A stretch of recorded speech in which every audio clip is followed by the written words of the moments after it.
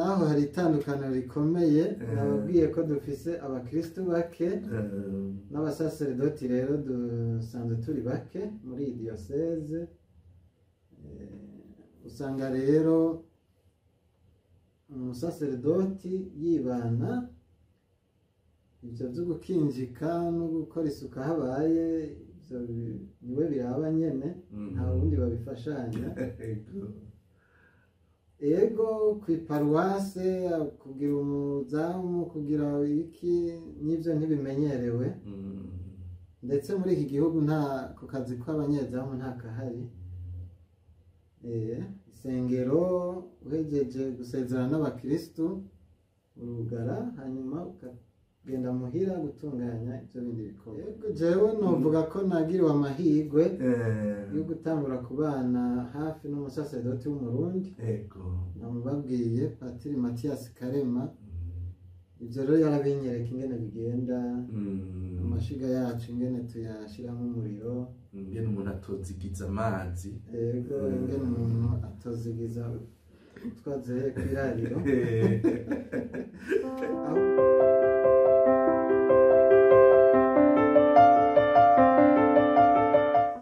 Rugira yarabatoye, rugira yarabasize, ngo mumenyeshe inkuru nziza. Umukama yararavye asanga ivyimburwa n'ivyinshi, murazigama iryo banga. Rugira yarabatoye, rugira yarabasize, ngo mumenyeshe inkuru nziza. Bakunzi ba Action Vibes TV, iteka ryawe, iteka ryanje, iteka ryacu twese, ukwemera kuvyara ubuzima. Turabaramukije aho muri hose, tubaramukije n'aka karirimbo ko rugira yabatoye. Rugira yaragutoye, igihe yakurema yari yamaze kugutora, mbere aranagutorera n'ayandi mateka menshi hano kw'isi. Icuri rero ugitera iteka, ukibemwo neza. Ngiryo ijambo tuyaga kuri Action Vibes TV. Jewe turiko turayaga ni Patiri Ignace Nkurunziza. Uno musi ndabazaniye umutumire Patiri Terence Baragafise, mukanya arabandanya atwidondora. Inyuma ikiganiro kiryoshe cane umukutsa kivi Nemeyimana Jean d'Arc yagiranye na Patiri Fulgence Nshimirimana Kizito, umuyobozi w'iseminari nkuru y'Ibujumbura mu vyigwa nkundisha bwitonzi canke mbagara bwonko. Ni nyuma y'ikiganiro kiryoshe c'umusaserdoti Innocent ajejwe ivy'ubutumwa bw'abarayike, ari mu bijanye na chorale yagiranye n'umukutsa kivi Melance. Tubandanya tubazanira abadufasha gusasagaza iteka ry'Imana mu bantu. Reka rero sindabatevye, ndamwakire mu bwami bwa Action Vibes TV abidondore, abasubirire mwako kazina namaze kukababwira, mbere atwongerere ko n'utundi. Kaze Pati. Murakoze cyane, ndaramukije abakunzi mwese ba Action Vibes TV. Ego. Jewe nkuko mwavyumvise nitwa Patiri Terence Baragafise, umusaserdoti wa diocese nkuru ya Gitega, ndangurira ubutumwa nk'umumisionari muri diocese ya Stockholm mu gihugu ca Sweden. Murakoze cyane Patiri Terence Baragafise wo muri Archidiocese ya Gitega. Abantu bazi igifaransa gato iyo bavuze Archidiocese nubwo ko ari urudiocese runiniya, none muri iyo diyoseze ya Gitega tujana dushikane neza bibavuga ati aho wataye uruzogi umukama kaza kugutora. Sinzi aho nohera. Diyoseze nkuru ya Gitega iri mu madiyoseze ya mbere y'i Burundi, yaratewe n'iteka ryo kwakira umwepiskopi wa mbere mu Burundi, ariho habaye katedrale ya mbere. Berutse kuronka iteka ryo kwakira bazilike muri paruwase ya Mugera. Turakenguruka iryo teka ya Vibes TV yari yahashitse. Ni diyoseze rero yagutse.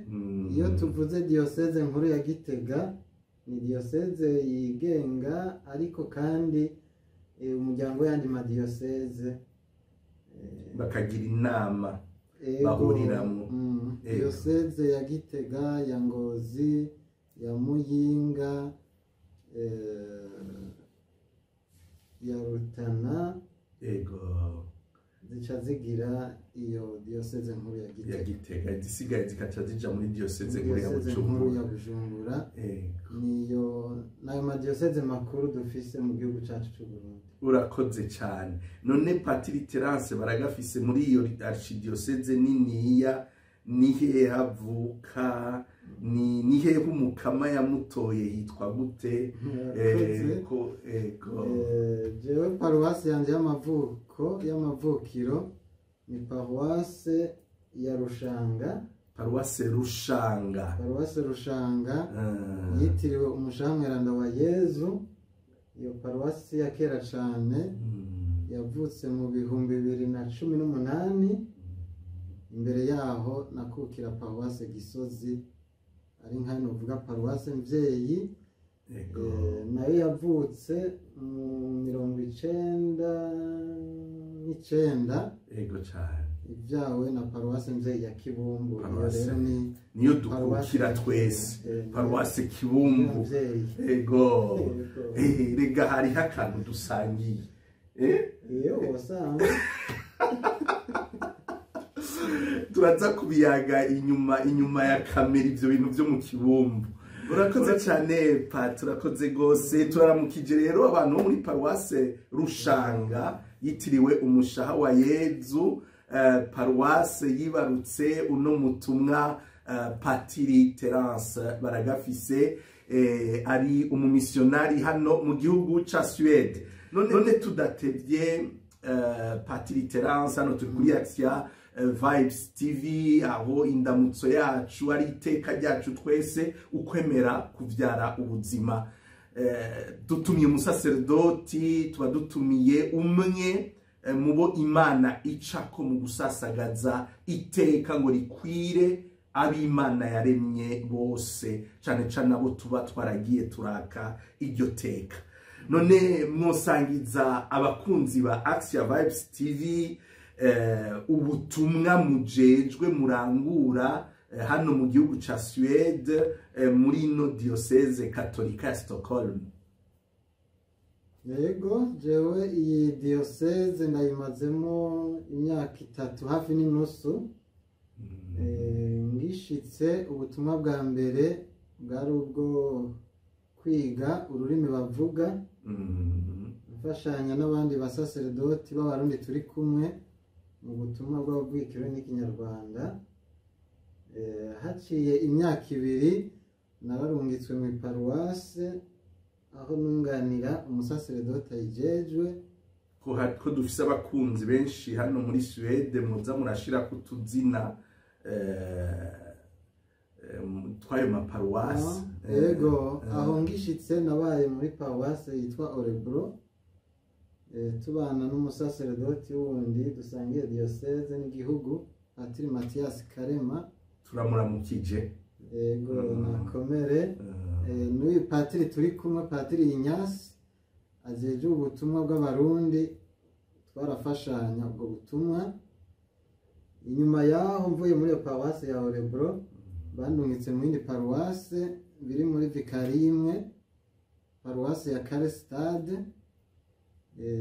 Ndahashika ndahakorera ubutumwa nk'ubunganira umusaserdoti ayijejwe, ubu rero muri iyi minsi iheze kuva ku itariki imwe y'umunani baransabye yuko norongora iyo paruwasi ngo nibwo butumwa diyoseze yanshinze gushika ubu. Murakoze cyane patiri, murakoze rwose. Ni ukuvuga yuko ubu muri patiri ayoboye paruwasi ya Karsita,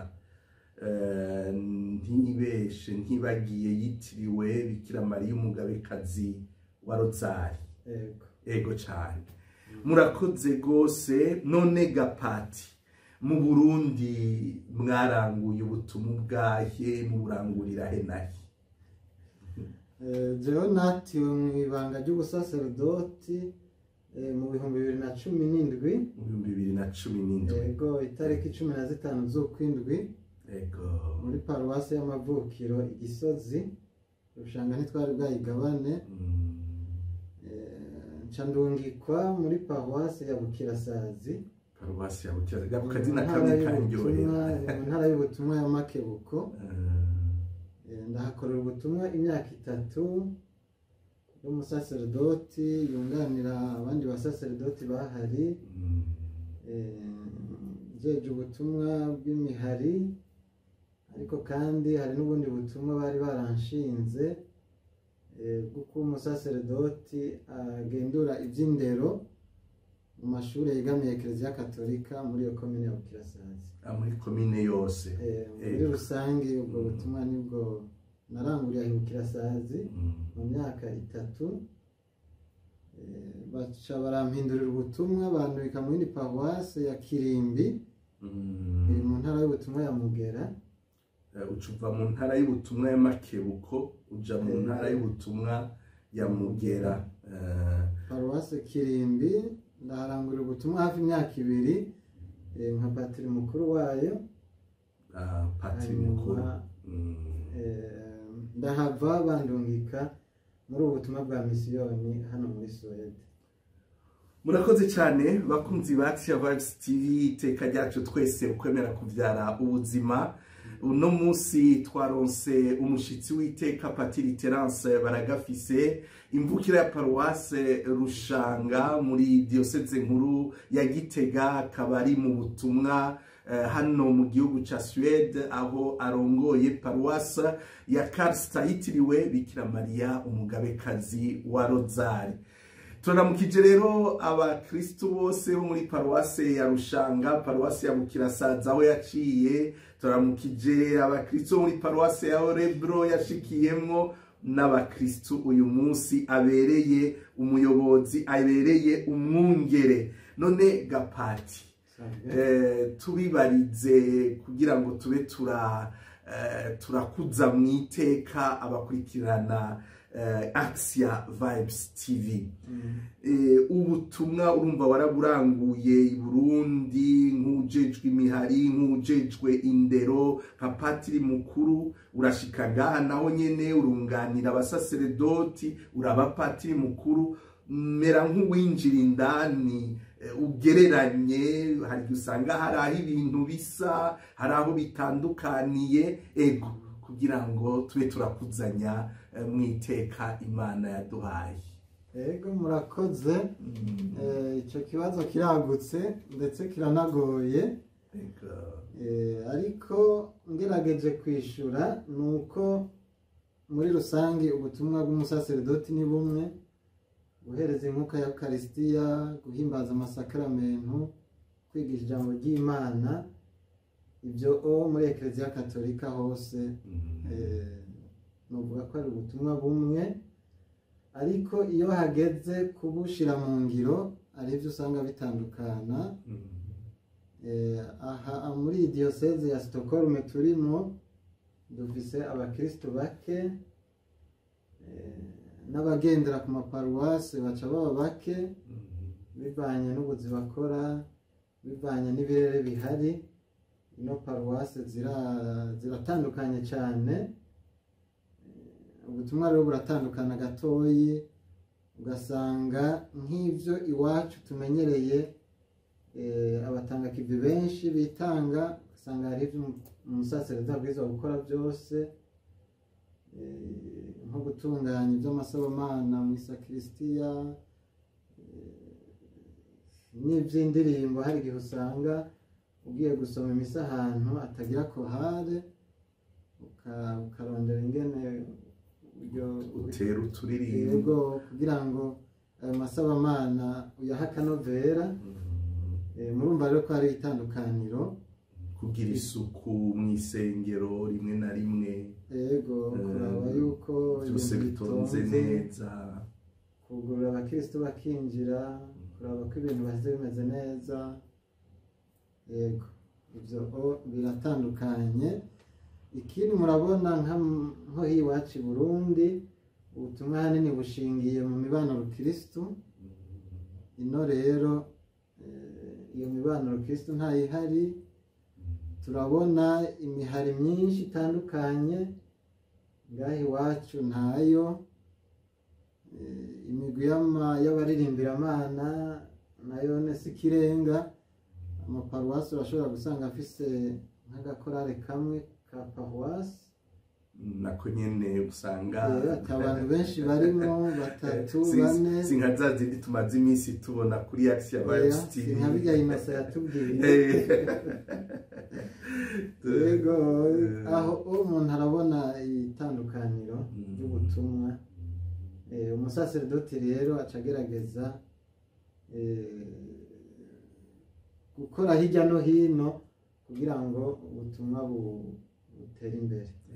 Twovuga yuko mu Burundi umusaserdoti uburuhe ashobora kubukura mu gutunganya abatanga kivi, abakutsa kivi benshi bari mu migwi myinshi. Kumbure hano umusaserdoti uburuhe akabukura mu kwitwararika utuntu twinshi usanga atabamusahiriza bahari. Ico umuntu yokivuga. Hanyuma i Burundi birashika umusaseredoti akaruhishwa no kwakira abakristo benshi, hageze nk'ibyo gusaba amasakaramentu, baza kwirega, abasaba amabatisimu, abasaba ubugeni. Ngaha ubabona buke buke, ariko kubera utwo tundi twose tugwa ku musaseredoti usanga naho ubutumwa bwabonetse. N'ibyo mu biro umusaseredoti arabyikorera. nta bakarani henshi bahaba. Nibuka umukarani adasanzwe yitwa Freddy muri Paruwasi Saint Joseph, abantu benshi bazi, turamusuhuje ngo yaragwaye mu minsi ihetse. Ni bene babakarani bakoze ku maparuwasi umwanya muremure cyane. Mbega ku bijanye hoho no gukinjika ngaha, hari babandi uhamagara usanga hariho uwugurura umuryango, hariho urarira, hariho n'ukinjika. Abo bantu hano murabafise? Naho hari itandukaniro rikomeye. Nababwiye ko dufise abakristo bake n'abasaseredoti rero dusanzwe turi bake muri iyi diyoseze. Usanga rero umusaseredoti yibana ibyo byo gukinjika no gukora isuku habaye, niwe biraba nyene, nta wundi babifashanya. Ku iparuwase kugira umuzamu, kugira iki, n'ibyo ntibimenyerewe. Ndetse muri iki gihugu nta ku kazi kw'abanyezamu nta kahari. Isengero uhejeje gusezerana n'abakristu urugara, hanyuma ukagenda muhira gutunganya ibyo bindi bikorwa. None Gapati,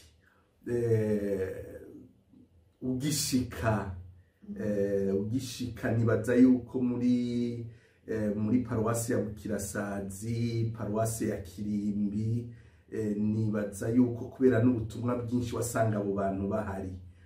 Wo tubwira gato ingene ingene wabibayemo gutangura gukinjika wabyakiriye gute?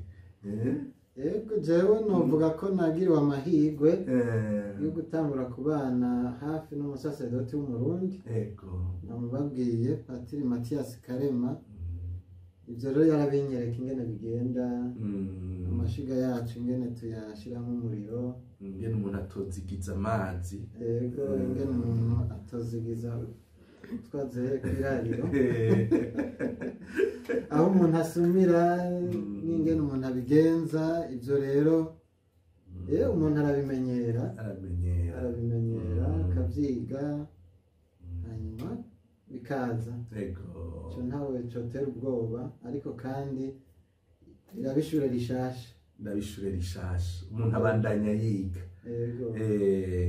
Mbega imbere yuko tubandanya aho ntaco gira ubwiye nk'abavyeyi bariko bararera abana bariko barakura b'abahungu mu gihugu cacu kuvyerekeye n'indero, ko n'indero warajejwe indero igenda irahinduka bifate no ku biyo tugezemwo. Umuntu ntabazi ko azoguma i Burundi, kabuzi ko i Burundi abahungu bafise ingene baregwa, ugasanga mwene utwo dukogwa baranatukubuza ukamengo mwiteka ry'umuhungu kuja mu gikoni womengo urisubije hasi. Nta kajambo gobekamwo nk'umurezi nk'umwungere. Yego ukurera ni igikorwa kinini umuntu yokwiyumvira mu mpande zose zigize ubuzima.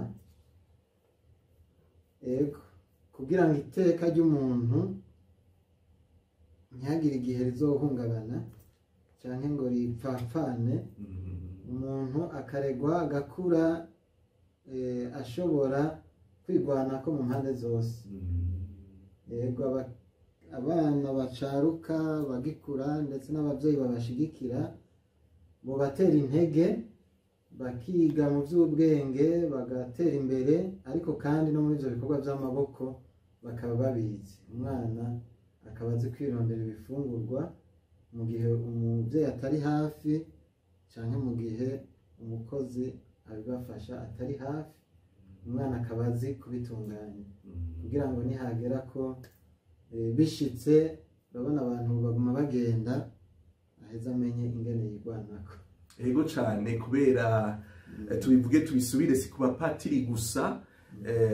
Urabona twe twakuze tubona badawe ashitse avuye ku kazi aheza agahangama akarindira ko mawe yiruka agashira ku meza, ariko nibaza yuko ngaha bica bihinduka. Umwe ariko ariruka muri utundi ateza kwiruka mu tundi, ni magiriranire. Rero nibaza yuko ngaho kuvyerekeye indero y'iwacu abana bose baba abahungu baba abakobwa ari ukubamenyereza udukogwa twose n'udukogwa mbumbarugo. Ego kuko biraheza bikagira ico bifashije no mu muhamagaro wo kubaka urugo. Arabubaka hagati bakagira isakramento ryo kubaka, ari na twebwe tuja kubaka muri kiliziya, kuko umuntu arashobora gupfa n'inzara wisamaye ko canke ntupfe n'inzara ukaca wamurya bya bindi vyo mu makopo. Ivyo navyo ingaruka hari igihe zica ziba mbi cane. Rero ako nakagohe tuvuniwe na Action Vibes TV biciye kuri uno mutumwa w'umukama. Twariko turavuga isano riri hagati y'ubutumwa hariya i Burundi n'ubutumwa hano muri Suède. Mbega patiko iyo umuntu ari kararaba ubukristu ngaha muri Suède, ni igihugu co muri co mu buraya y'uburaruko, hagwiriye cane amashengero yigenga akurikira ibihugu, amashengero ari yisunga ukwemera kwa Luteri, abaluterien. Ugasanga rero abakatolika ni nkehwa cane, ntibashika na rimwe kwijana. mbe uvuye mu gihugu abakiristo ari 50 60 mbere n'ibirenga kwijana gukorera ubutumwa mu nkehwa mubibamwo gute?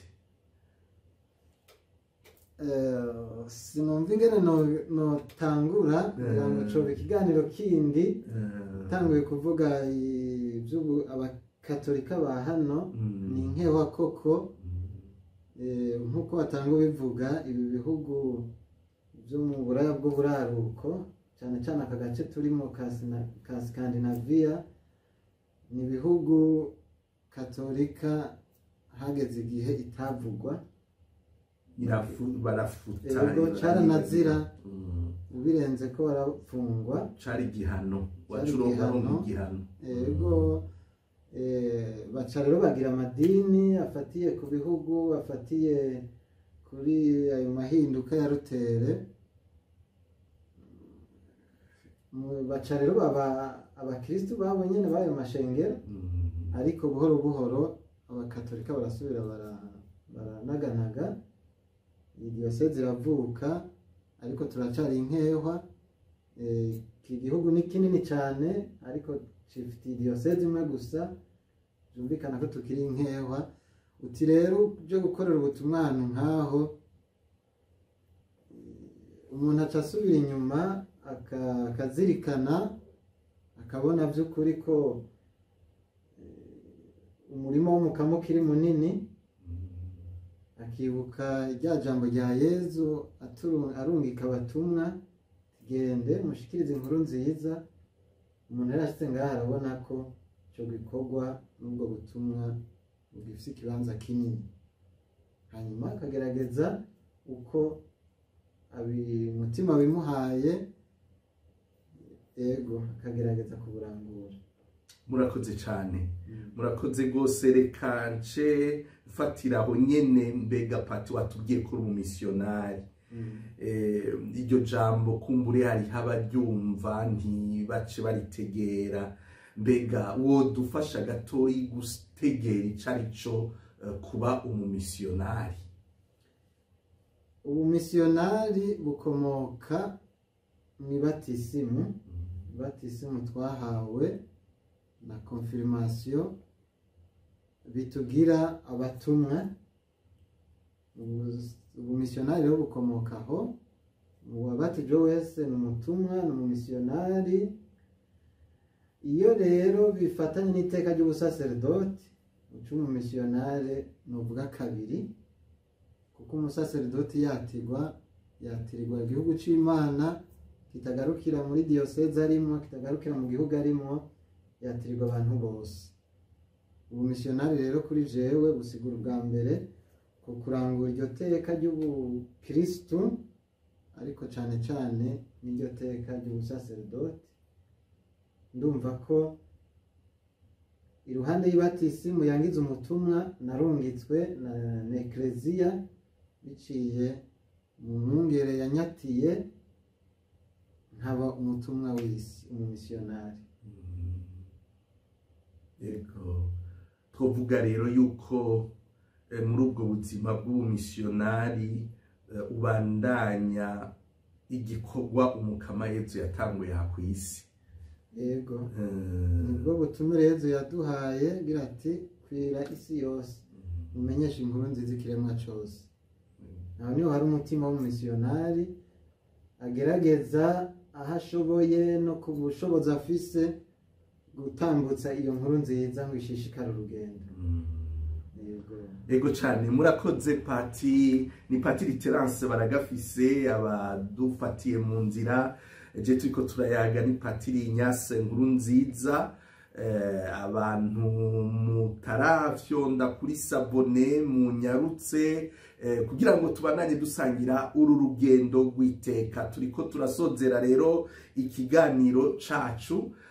Pati, umuntu yumvise icari c'ubumisiyonari, ko ari ubwo butumwa bushingiye kw'ibatisimu, umuntu akagenda kumenyesha inkuru nziza y'amahoro, twanatanguye tunabiririmba, urumva ko ari ibintu biryoshe cyane, ariko nta kintu kibura intambamyi.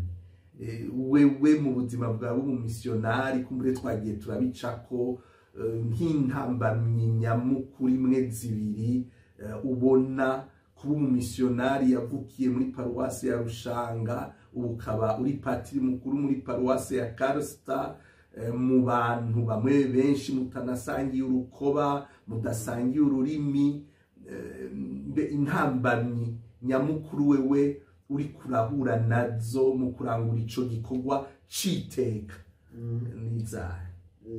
Intambamyi ya mbere ifatiye kuri ico c'ururimi. Nababwiye ko ndahamaze imyaka 3 n'amezi makeyi. Ugishika intambamyi ya mbere niyo kuba udashobora kuvugana n'abantu, umukristo aje akakuramutsa utamwumva, cyaje kugusaba utamwumva. Iyo niyo ntambamyi ya mbere. Mubanza kurwana ukagerageza kwiga ururimi kugira ngo ushobore gutambutsa ya nkuru nziza twavuga. Icyo rero ni intambamyi. Niyo umuntu amaze kumenya bike bike harimo ibiguma bimusiga. Aho rero ncangaruka ku kigira kabiri, nsimbira ku ca kabiri. Intambamyi ya kabiri ni ibyo by'umuco mutaba musangiye. Usanga ibintu mutabyumvise kumwe igihe cyose. Hari aho usanga hari icyo utategereye nk'uko ubundi yagitegereye. Umuntu akubwiye ikintu ugasanga ntimucumvise kumwe, akaba kutumvikana neza. Niyo ni intambamyi. Bisaba rero ko umuntu yitonda, ugasiguza, ugasubira ukamubaza kandi uti ibyo nategereye byoba ari byo, kugira wumve ko muri ko mugira hamwe. Icyo rero ni intambamyi. Iyindi ntambamyi ni bimwe twavuga ko ubufasha umuntu aba afise i Burundi hano ntibuheza ngo buboneke. I Burundi abasaseredoti barabana mu mubano, bagasangira igisabisho, bagasangira ubutumwa. Aha rero urashobora gusanga uri wenyene mu nzu ya wenyene, byose ubitunganya, n'ukunganira ntumuronke uwo mushobora kuyaga ubutumwa muti ibi bimeze uko, ibi byagenze ngo mungurane ibyiyumviro. Icyo rero nacyo kirashobora kuba intambamyi y'ubutumwa, ariko umuntu byose arabyakira muri wa mutima w'inkuru nziza. Yego, ugakora aho ushoboye, hanyuma mu bagenzi umaze kuronka abandi basaseredoti b'amaparuwasi muhana imbibe, mukabiyaga ukumva intumbero ugenderako. Muri rusange ni nk'ibyo noshoka mvuga. Ego cyane, murakoze cyane Pati.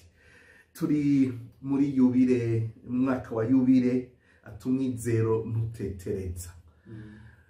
Uri mu gihugu abakristu ari inkewa, imiryango n'imikeyi niyihari, hari abavana, hari abatumvikana kuri ibi. Isakramentu ryo kubaka rukristu ntirihurumbirwa, abasaseredoti ni bakeyi.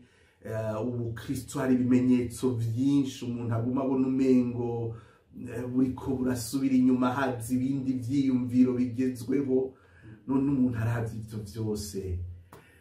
Ijambo ry'umwizero umumisiyonari Patiri Terence yosangiza abakunzi bacu ya Vibes TV nirihe? Ijambo ry'umwizero naho nyene wahereye, niki tumaze uyu mwaka wose wa yubire twinovora. Umwizero urahari kandi umwizero ntutetereza. Naho wumva turi bake, naho bimwe bitera bisubira inyuma, abandi babifata ibisanzwe, umwizero w'uko inkuru nziza ibandanya urahari. Urabona abakristu babyitangira, abakristu bapfukama bagasenga. Yego, n'abaza nyine gusaba ayo masakaramentu atari benshi. Umwe asaba ibatisimu, yubaka rukristu, n'abandi bari babayeho ataco bemera canke babaye muri ayo mashengero munyuma bakabiheba, bakaza bagira bati twarumvise muri ekereziya, twarumvise umuhamagaro, bakaza bagakurikirana inyigisho, bagahabwa amasakaramentu. None rero umwizero urahari. Umukristo wese ahari, haba mu bihugu birimwo abakristo benshi, haba mu bihugu birimwo abakristo bake, mu gutegera iteka ryiwe, iteka yahawe n'Imana kuva ikimurema ikamwibaruka mw'ibatisimu, yumve ko ari iteka, ko ari intabonwa yobungabunga. Gutyo kumwe Yezu abivuga, n'abandi bazoturabira ko akarorero, bazotubona baheze bakubitiza agatima ku Mukama, baninahaza Imana kubera kutadohoka kwacu. Ego cyane, murakoze Pati, murakoze kuri iryo jambo ry'umwizero. Nico Action Vibes TV ibereyeho, ukwemera kuvyara ubuzima no mu bigoye. Iyo wemeye ukemera iyo Mana atawe iremera kugorwa, atawe iremera kwiraburanirwa, ukemera ko iyo Mana yakuremye kubw'urukundo, ukakira umuhamagaro wawe mu bibanza byose ushobora kubamwo, byaba ibihiriwe canke ibigowe, urashobora kuvyara ubuzima. Urakoze rero kudusangiza uyo mwizero w'umutumwa atabuzi bimugoye hano, ariko avuga ati hariho ibimenyetso by'umwizero kandi akagumye bagumako. Dusozere rero ikiganiro cacu. Urumva uri kure, uri mu bihugu vya kure, tuguha akaryo usozere uramutsa abakristu cane cane wagiye urabera umwungere, uhereye aho wavukiye mu Rushanga, Gisozi, aho warungitswe mu butumwa bwa mbere muri Bukirasazi. Nibaza ko byaryoshe cyane, bakaca bakugomuka abapatiri mukuru muri paruwase ya Kirimbi. mu nyuma ati ntibigezaho niwambuka amahanga ugende umenyeshe Yezu Kristo. Ubaramutse, ucuramutsa n'aba hano bataguherutse, kuko iki gihugu ni kinini. Mbere ucubatumirira kuba abakunzi biyimbonesha kure, kuko amatwi asumira uhora uzuraca uhaca naho umwanya ari muto, ukaharaba kandi ukayishigikira. Ego ndabaramukije mwese, abo patiri agiye aradondagura, abavukanyi bari muri paruwase Rushanga, abo bose twamenyanye ku bwa Kristo muri ayo maparuwase yose nagiye ndacamo. Ndabaramukije ndabipfuriza gukomera ku ibanga. Ndaramukije mwese mukurikirana Action Vibes TV, iyo mbonesha kure. Ndi mu ba mbere biyaboneje kuri yo. Igihe cyose ndonka akaryo ndaza ndakurikirana ibiganiro. Ni ibiganiro byiza cyane. Abatuba bariyabonesha mwarahombye, ntimubandanye rero mugisha ayo mahirwe, muce mubwira ko mufyonde kuri sabone, hanyuma mubandanye muronka ibyiza byinshi bikomeza iteka ryanyu nk'abantu, nk'abakristu. Ukwemera bikomeza ukwemera, weza ukaguma kubyara ubuzima. None rero ndakengurukiye mwese bakunzi ba Action Vibes TV, mubandanye mushigikira iyo nsamirizi, hanyuma ukwemera dukomezanyamo kubandanya kubyara ubuzima muri twebwe butsimbatare no mu bandi bushware, hanyuma umuntu agira iteka Imana yamuremanye. Murakoze. Murakoze cyane, murakoze cyane Patiri Terence Baragafise imvukira paruwase Rushanga, akaba ari umumisiyonari yarungitswe na diocese nkuru ya Gitega hano mu gihugu ca Suède muri diocese katolika ya Stockholm. Turakengurutse kuri kino kiganiro c'iteka mudusangije, aho musubiye kuduha umuco ku buzima bw'ubu misiyonari. Nibaza yuko nejo nitwabakenera muzoduha kanya. Murakoze cyane, murakoze gose. Akantu nari nibagiye nuko mu butumwa bwanyu mwahora muja gukoranya abakristu b'imvukira bari mu gisagara ca Bujumbura. Nabo nyene rero turabaramukije. Bwari ubutumwa bwa paruwasi, cyane cyane ndi Bukirasazi mu gisagara ca Bujumbura. Iyo paruwasi yafise abakristu benshi, cyane cyane muri paruwasi Saint Augustin no muri paruwasi ya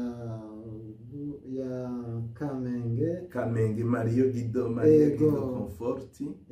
Aho rimwe na rimwe narajayo kuremesha abakristu bafite imiryango ruguru barondera ubuzima mu gisagara cy'Ubujumbura. Turamukije Chantal na Nestor bo muri paruwasi Kamenge. Ego cyane, barambwiye yuko mwahora muhura mu butumwa. Biraryoshe mu mukama, biraryoshe. Twigumire mu mukama. Dukengurukire abakutsa kivi Meransa aherutse Gitega. Turaramukije Patiri Innocent wo muri diocese nkuru ya Gitega aherutse kuduteramisha, twipfuriza amahirwe menshi, amakorari azohura akagira finale. Ariko yaratwibukije yuko ihiganwa ryo kuririmba muri ekleziya atari uguterana ibicamurundi, ahubwo ari ugukomezanya, ari ukuduzanya. None turabukeje Patiri Innocent ku gikorwa ciza niko murakora. Turamaze no kwakira Patiri Methode arongoye paruwasi ya Katedrale. Nibaza ko Igitega Action Vibes TV igiye kubandanya iharangurira ubutumwa cyane. None ari Merance, ari Sandrine bakomeze, hanyuma Olivier nawe nyene abandanya atushiriraho amajwi meza y'amakorale hirya no hino, n'abandi bakutsa kivi rero babandanya baduha ibiganiro bihimbaye cyane, kubera bitwibutsa kandi bigakabura iteka twaremanywe rigakomezwa muri aya mateka y'ibatisimu kuri twebwe twemera muri ekleziya n'andi masakramento, abandi bagakomeza iryo teka ukundi nk'uko babasanzwe bemera. Hano rero niho dusozereye kino kiganiro. Nibaza ko cabahimbaye, mwibuke kugisangiza abandi kugira ngo izina ry'Imana ribandanye rininahazwa. Twatanguye turirimba, hano ndi kumwe n'umusaserdoti agifise akaju karongorotse, aduhezagira iyo asenga ariko araririmba. Ni kimwe mu ngabirano Imana iha abatumwa bayo kugira ngo bayihezagize igihugu c'Imana. Sinzi ko atakaciye kaza ubwo nyene kugira dusozere. Abafaransa bavuga ati couleur en beauté. Reka dusozere dukengurukira umukama adutora akadukomeza akanaturungika. Ndagushemeza dawe mukama w'ijuru n'isi, kuko wahishije ivyo bintu abanyabwenge be n'abahinga, ukabimenyesha ibitazi. Niko dawe kuko ariko wabishatse. Amen, amen. Reka duherereze gutanga umuhezagiro w'umukama. Turanakengurukiye n'umukristu yari nyuma ya kamera adufasha kugira ngo ano masanamu aze kuba atonze neza. none mwese twabanye imana ntibahezagire ku izina rya data n'irya mwana n'irya mutima mweranda amen. Nimugire iteka, nimugire aho muba mwubahwe. Amen, amen.